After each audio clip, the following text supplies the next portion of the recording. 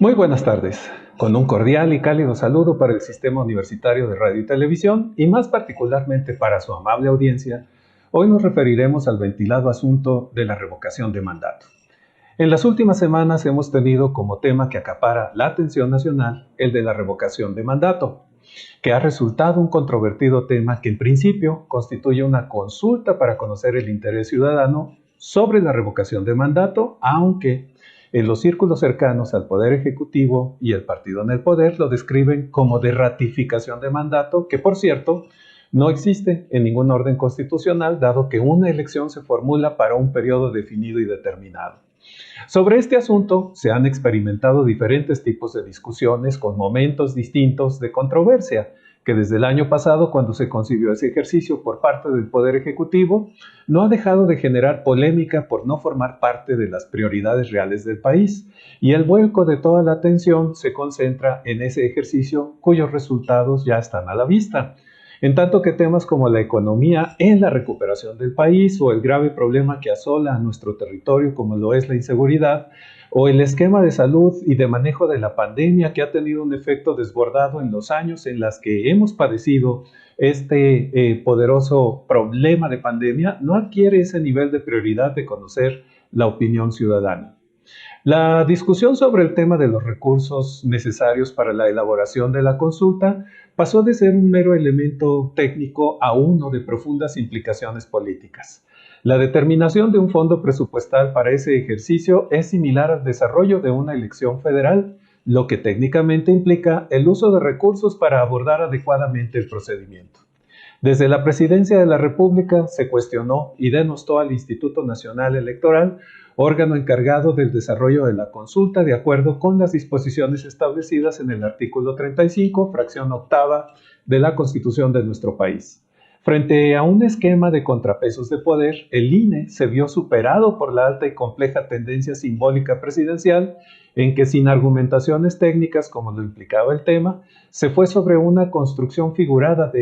respecto a la dilapidación presupuestal, pero sin ofrecer una alternativa funcional para mejorar la metodología establecida por el INE para organizar una consulta con credibilidad y veracidad como lo requieren constitucionalmente los procesos electorales. En medio de esta discrepancia de organización técnica presupuestal de la consulta, surgió un conflicto paralelo, la estructura de la interrogación que se incluirá en la boleta de pregunta para la ciudadanía. El proyecto presidencial establece: ¿estás de acuerdo en que el presidente de los Estados Unidos mexicanos se le revoque el mandato por pérdida de confianza o siga en la presidencia de la República hasta que termine su periodo?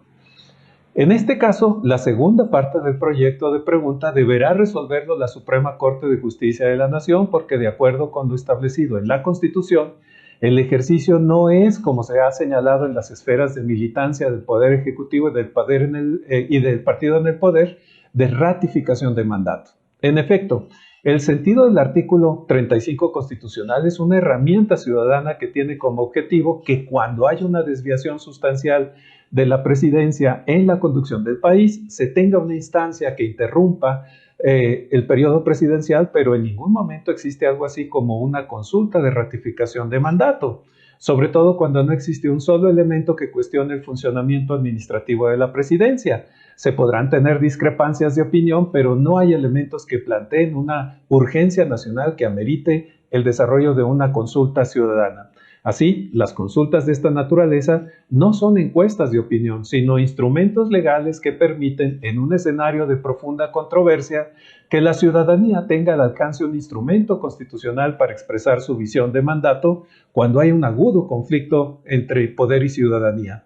Nos acercamos pues a nuevas controversias en este capítulo, como el hecho de que por la veda electoral de revocación de mandato, así como las elecciones estatales de este año, se adelantará el pago de pensiones y becas. Por otra parte, el presidente anunció una gira nacional para sensibilizar a la ciudadanía sobre este tema. En resumen, se observa un nuevo esquema profundo de campaña electoral con el horizonte fijo en el 2024. Porque atendiendo a las encuestas de popularidad del presidente, este sigue teniendo niveles superiores al 60% de aceptación, con lo que los resultados de la consulta ya están claros en el horizonte, pero la forma de enfrentar la elección de fin de periodo ya se puso en marcha.